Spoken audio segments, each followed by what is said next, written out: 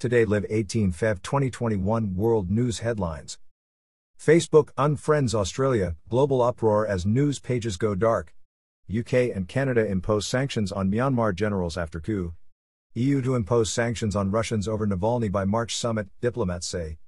Alone in lockdown London, fleeing Hong Kongers seek new life. Poland's opposition loosens abortion stance to please younger voters. 2 journalists jailed for 2 years in Belarus for filming protests. Gunmen kill student, kidnap 42 in attack on Nigerian school. Facebook unfriends Australia, global uproar as news pages go dark. Sydney. Facebook faced a worldwide backlash from publishers and politicians on Thursday after blocking news feeds in Australia in a surprise escalation of a dispute with the government over a law to require it to share revenue from news. Facebook wiped out pages from Australian state governments and charities as well as from domestic and international news organizations, 3 days before the launch of a nationwide COVID-19 vaccination program. Though the measure was limited to Australia, denunciations came from far afield, with politicians elsewhere describing it as an attempt to put pressure on governments that are considering similar measures around the world. Facebook's actions to unfriend Australia today, cutting off essential information services on health and emergency services, were as arrogant as they were disappointing, Australian Prime Minister Scott Morrison wrote on his own Facebook page. These actions will only confirm the concerns that an increasing number of countries are expressing about the behavior of big tech companies who think they are bigger than governments and that the rules should not apply to them. The dispute centers on a planned Australian law that would require Facebook and Alphabet Incorporated's Google to reach commercial deals to pay news outlets whose links drive traffic to their platforms, or agree a price through arbitration. Facebook said it had blocked a wide swathe of pages because the draft law did not clearly define news content. It said its commitment to combat misinformation had not changed, and it would restore pages that were taken down by mistake. The actions we're taking are focused on restricting publishers and people in Australia from sharing or viewing Australian and international news content, a company spokesman said. As the law does not provide clear guidance on the definition of news content, we have taken a broad definition in order to respect the law as drafted. The head of the British Parliamentary Committee overseeing the media industry, Julian Knight, was among politicians abroad who thought the message was aimed far beyond Australia. This action, this bully boy action, that they've undertaken in Australia will, I think, ignite a desire to go further amongst legislators around the world, Knight told Reuters. I think they're almost using Australia as a test of strength for global democracies as to whether or not they wish to impose restrictions on the way in which they do business, he said. So, we're all behind Australia in my view. News publishers saw Facebook's tactics as evidence that the company, which also owns Instagram and WhatsApp, cannot be trusted as the gatekeeper for their industry. Henry Foray Walker, chairman of Britain's News Media Association Industry Group, said banning news during a global pandemic was a classic example of a monopoly power being the schoolyard bully, trying to protect its dominant position with scant regard for the citizens and customers it supposedly serves. The head of Germany's BDZV News Publishers Association, Dietmar Wolf, said it is high time that governments all over the world limit the market power of the gatekeeper platforms. Facebook shares traded down 1.5% on Thursday. Different strategies. Publishers say platforms such as Google and Facebook hoard the bulk of revenue as media shifts online as print and broadcast advertising shrivels, forcing newspapers and TV and radio stations to scale down newsrooms or shut. Jurisdictions around the world have been enacting rules to require Google, Facebook, and others to share revenue with publishers, including a 2019 directive from Brussels, which European Union countries are meant to enact into law by June. Google has complained that Australia's rules go further than Europe's, because they would apply even to links and snippets of articles, which it says limits internet users' free speech. Still, Facebook's action in Australia represented a tactical split with Google. They had campaigned together against such laws and both threatened to cancel services in Australia, but Google sealed preemptive deals with several media outlets in recent days. Google declined comment on Facebook's action. Rupert Murdoch's News Corp was the latest to announce a deal in which it will receive significant payments from Google to provide content for the search engine's News Showcase account.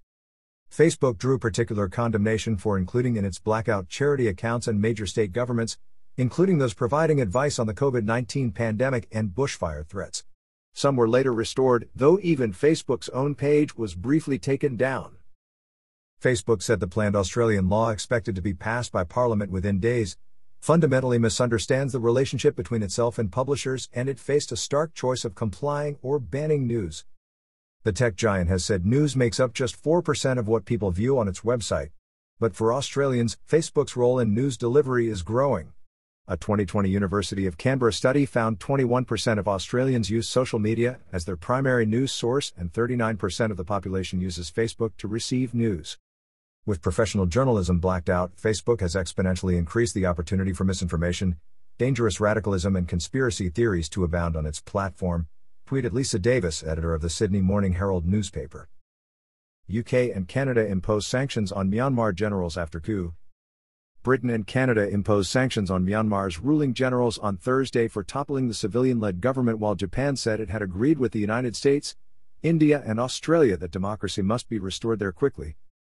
Western countries have condemned the February 1st overthrow and detention of elected leader Aung San Suu Kyi, which has also brought daily mass demonstrations to the streets of the Southeast Asian country. Following sanctions from the United States announced last week, both Britain and Canada announced measures. Britain said it would impose asset freezes and travel bans on 3 generals, while Canada said it would take action against 9 military officials. We, alongside our international allies, will hold the Myanmar military to account for their violations of human rights and pursue justice for the Myanmar people, British Foreign Minister Dominic Raab said. Britain already had sanctions in place on junta leader Min Aung Hlaing, accusing him of human rights abuses against Muslim Rohingya and other ethnic minority groups. Myanmar's government made no immediate reaction to the new sanctions. On Tuesday, an army spokesman told a news conference that sanctions had been expected. The coup halted a tentative transition to democracy that began in 2011 after nearly half a century of army rule, raising fears of a return to an old era of isolation despite the general's promise to hold fair elections. Also on Thursday, Japanese Foreign Minister Toshimitsu Motegi said he had agreed with his U.S., Indian and Australian counterparts in the so-called Quad grouping that democracy must be restored quickly in Myanmar. But the army has closer ties to neighboring China and to Russia, which have taken a softer approach. There is little history of Myanmar's generals giving in to foreign pressure, protests and strikes. But they also face a challenge in the country of 53 million from protests that have drawn hundreds of thousands of people and strikes that have paralyzed much government business. I don't want to wake up in a dictatorship. We don't want to live the rest of our lives in fear, said Ko Soo-min, who was out in the main city of Yangon, where tens of thousands took to the streets a day after some of the biggest protests yet. The marches have been more peaceful than the bloodily suppressed demonstrations seen during an earlier half-century of army rule, but police have fired rubber bullets several times to disperse protesters. One protester is expected to die after being shot in the head in the capital Naypyidaw last week. The army says that one policeman died of injuries sustained in a protest. In the second biggest city, Mandalay, protesters rallied on Thursday to demand the release of 2 officials arrested in the coup. Police fired water cannon in Naypyidaw to scatter a crowd approaching police lines. Police and soldiers used catapults to break up a protest in the northern town of Myitkyina, a resident said. In the old capital of Bagan, people with banners and flags marched in colorful processions against a backdrop of ancient temples. Some protesters stopped at a temple to put a curse on dictators, a witness said. The army took power after the Electoral Commission rejected its accusations of fraud in a November 8 election won by Suu Kyi's National League for Democracy. Suu Kyi faces a charge of violating a natural disaster management law as well as charges of illegally importing 6 walkie-talkie radios. Her next court appearance has been set for March 1. Suu Kyi, 75, spent nearly 15 years under house arrest for her efforts to bring democracy and won the Nobel Peace Prize in 1991 for her struggle. The number of people known to have been detained since the coup had reached 495 by Wednesday, of whom 460 were still being held, Myanmar's Assistance Association for Political Prisoners said. EU to impose sanctions on Russians over Navalny by March summit, diplomats say. Brussels, the European Union is set to impose travel bans and asset freezes on allies of Russian President Vladimir Putin in March, possibly in the run-up to an EU summit, after a meeting of envoys gave approval for punitive measures, diplomats said. Reuters reported on February 11 that the sanctions, in response to the jailing of Putin's main domestic critic Alexei Navalny, could be the first to be imposed under a new EU framework that was enacted in December and allows the bloc to take measures against human rights violators worldwide. I expect additional sanctions to be in place before the EU summit in March, said a senior EU diplomat, referring to the March 25 to 26 gathering of the bloc's 27 leaders in Brussels. EU foreign ministers meet on March 22. A meeting of EU ambassadors on Wednesday showed broad support for sanctions, with countries including Sweden, Germany, France, Poland and Baltic countries all calling for the travel bans and asset freezes. There was no discussion of halting the huge Nord Stream 2 gas pipeline from Russia to Germany, however, despite calls from some EU members for it to be targeted with sanctions. It was not immediately clear if powerful business elites, known as oligarchs, would be targeted, as Navalny's supporters want. Pressure for sanctions has grown since Moscow infuriated European countries on February 5 by expelling German, Polish and Swedish diplomats without telling the EU's foreign policy chief, who was in Moscow for a visit. Russian Foreign Minister Sergei Lavrov called the EU an unreliable partner during a news conference, which EU lawmakers say aimed to humiliate Brussels. Sanctions need to be soon, otherwise their impact is weakened, a second senior EU diplomat said. Some countries have put forward names of those they think should be subject to sanctions, but declined to give details out of concern potential targets could move assets out of European banks. The EU already imposed economic sanctions on Russia over its annexation of Crimea from Ukraine in 2014. Last year it imposed travel bans and asset freezes on 6 Russian officials close to Putin over Navalny's poisoning in August. Moscow has denied blame for Navalny's illness and says it has seen no proof he was poisoned. Navalny was detained after returning to Russia from Germany last month and jailed on February 2 for violating the parole terms on what he says was a politically motivated charge. Alone in lockdown London, fleeing Hong Kongers seek new life. London was never on Hong Konger Aragorn's wish list of places to visit, but now the 36-year-old is trying to build a new life in the British capital after fleeing a security clampdown in his birthplace. Aragorn, who did not want to give his full name and said his safety would have been at risk at home due to his pro-democracy activism, is one of the first Hong Kongers eligible to set out on a new path to becoming a British citizen. Of course, no one wants to leave their home country, and I literally miss the milk tea in Hong Kong, he said in an interview by the River Thames, in the financial heart of the capital. I can't say we are either betraying or not betraying the cause of fighting for our own rights and fighting for democracy, by leaving. But I think you have to keep living. I mean, you have to stay alive for any cause. London launched the scheme for holders of a British National Overseas (BNO) passport after Beijing imposed a national security law last June, after months of protests that activists say erodes the freedoms promised to the territory when it returned to Chinese rule in 1997. Nearly 5,000 Hong Kong citizens have already applied to live, work and study in Britain using the new visas since the scheme opened on January 31, the Times newspaper said on Thursday.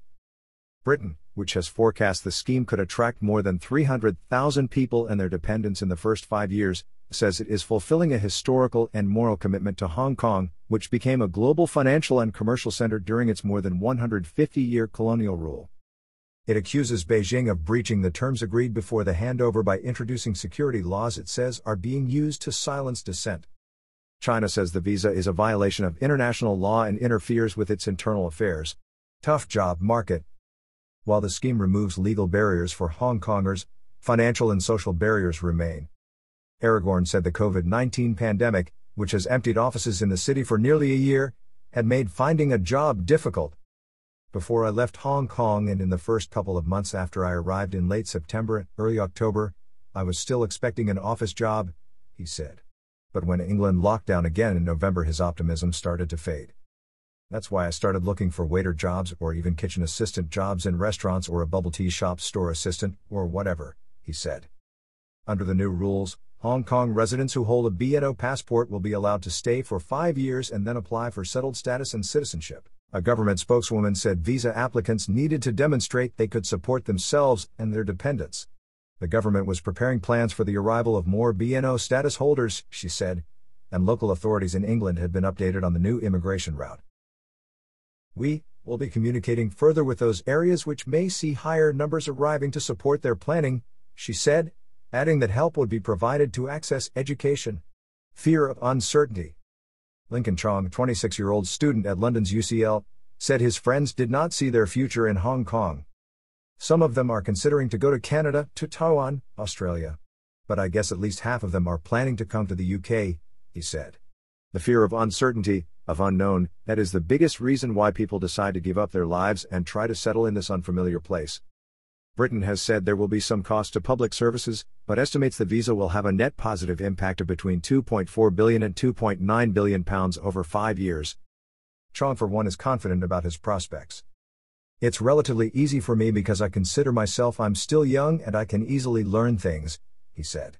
But if you ask a person in their 40s, 50s, or even like my parents' age, the retiring age, You ask them to come here and try to learn all these things. I would say this is quite a challenge for them. In total, 5.4 million Hong Kongers could ultimately be eligible for British citizenship. I don't think anybody knows what the number will be in the next 5 years. It is a dynamic process, said Steve Song, director of the China Institute at SOAS, University of London, adding much depended on whether the authorities in Hong Kong and China made further moves to clamp down on dissent. The overwhelming majority of people in Hong Kong do not want to leave Hong Kong. Poland's opposition loosens abortion stance to please younger voters. Warsaw, Poland's main opposition party, called on Thursday for changes in the law to allow pregnancies to be terminated on demand, in a substantial policy shift amid growing strife over abortion in the predominantly Catholic nation. However, while the centrist civic platform PO announced a change in its platform, legislative changes are unlikely in the current parliamentary term, which is due to continue until 2023. A constitutional court ruling mandating a near-total ban on abortion from last October has upturned nearly 3 decades of broad consensus in Poland that abortion should be allowed only in the case of rape, incest, a threat to the mother's health, and fetal abnormality.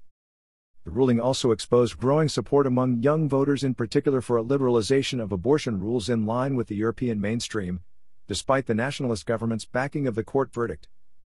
The PO said on Thursday it wanted women to have access to abortions at up to 12 weeks of pregnancy in difficult situations after consulting with a doctor and psychologist, while also calling for broader access to sex education, birth control, in vitro and prenatal testing.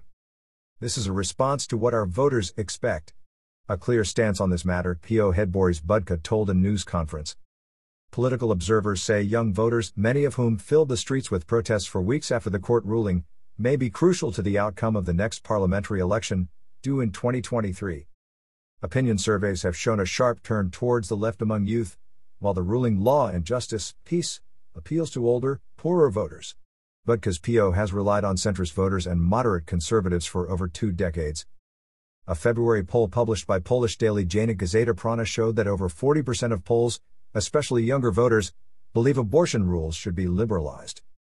An SW Research poll conducted soon after the court ruling indicates that over 70% of Poles were against the decision to further restrict abortion rights in the country. 2 journalists jailed for 2 years in Belarus for filming protests.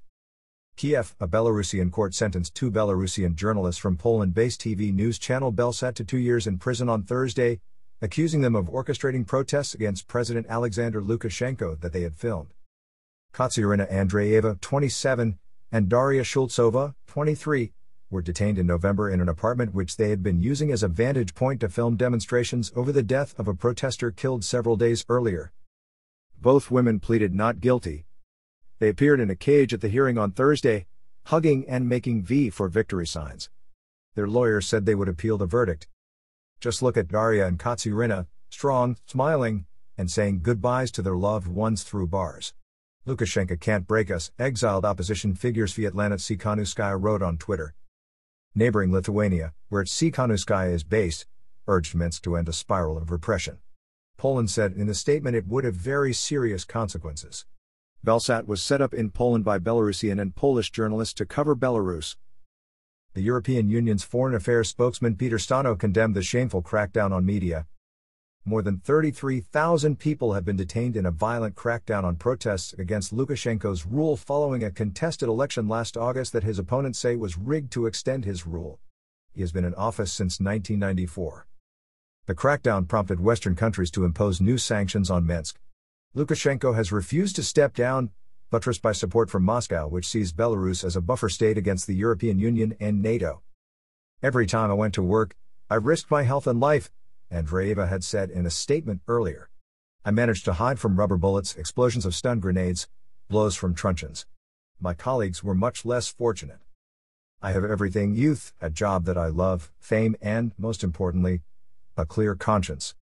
The journalists were filming protests after the death of 31-year-old Roman Bondarenko, who died in hospital in November after what protesters say was a severe beating by security forces. The Interior Ministry denied responsibility. Lukashenko has mixed promises of reform with a renewed crackdown this week that saw police raiding the homes of journalists and rights activists and one of Lukashenko's main electoral opponents put on trial for corruption. A separate trial begins on Friday of a journalist from the local outlet Tut.by who contradicted the government's assertion that Bondarenko had been drunk at the time of his death. Asked about Thursday's verdict, Belarusian Information Minister Igor Lutsky said the court would not have made its ruling unless it was justified. Gunmen kill student, kidnap 42 in attack on Nigerian school. Bauchi/Kaduna, Nigeria. Unidentified gunmen killed a student in an overnight attack on a boarding school in the north-central Nigerian state of Niger on Wednesday and kidnapped 42 people including 27 students, the state governor said. The assailants stormed the government science secondary school in the Kagra district of Niger state at around 2 a.m., overwhelming the school's security detail, Governor Abubakar Sani Bello said. 27 students, 3 staff and 12 members of their families were kidnapped. Unfortunately, one student was shot dead, he told a news conference. Aliyu Issa, a teacher, told local TV news station channels that the abductors were dressed in army uniforms and shooting as they broke into the school. They were telling the students not to run, added Issa, who said he and others fled in the confusion while the gunmen rounded up some of the pupils.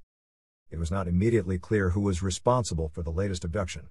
Kidnappings for ransom by armed groups are common across many northern Nigerian states. The attack came 2 months after gunmen stormed a secondary school in northwestern Katsina state and kidnapped nearly 350 boys, who were subsequently rescued by security forces. Rights group Amnesty International said in a statement that education is under attack in northern Nigeria. The Nigerian authorities must act immediately to prevent attacks on schools, to protect children's lives and their right to education, the group added. Militant Islamist group Boko Haram and a branch of Islamic State also carry out abductions in Nigeria's turbulent northeast. About 100 of more than 270 schoolgirls abducted by Boko Haram from the town of Chibok in 2014 remain missing. In the wake of Wednesday's attack, the Niger state governor ordered the immediate closure of boarding schools in the region. President Muhammadu Buhari dispatched security chiefs to coordinate rescue operations, his spokesman Garba Shehu said in a statement. President Buhari has given assurance of the support of his administration to the armed forces in their brave struggle against terrorism and banditry and urged them to do all that can be done to bring an end to this saga, Shehu said. The Nigerian army said in a statement that it has mobilized troops who are pursuing the abductors, and the country's police chief said his force was working with the Department of State Security to reinforce security in the area where the abduction took place. The recent attacks have raised concern about rising violence by armed gangs and Islamist insurgents, fueling criticism of Buhari's handling of national security. In January, the president appointed a new military high command. Violence and insecurity have compounded the economic challenges faced by citizens in Africa's most populous country, which is struggling to cope with a fall in revenues due to an oil price slump on top of the COVID-19 pandemic.